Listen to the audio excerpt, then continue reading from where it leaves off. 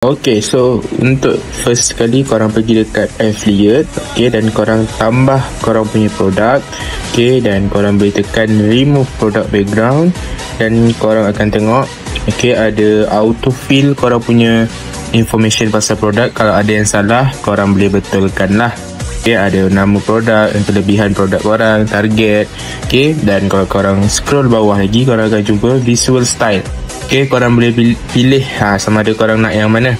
Macam saya memang suka cinematic, dan juga color tone korang boleh pilih juga. Macam saya suka juga pakai neutral, tapi ikut korang nak pilih yang mana. So untuk yang sekarang, okay, untuk siapa yang tak nak guna muka diorang, onkan saja combine with person dan korang boleh pilih berapa banyak gambar yang korang nak. Macam saya ambil 3 sajalah, dan lepas pilih berapa, korang terus je generate.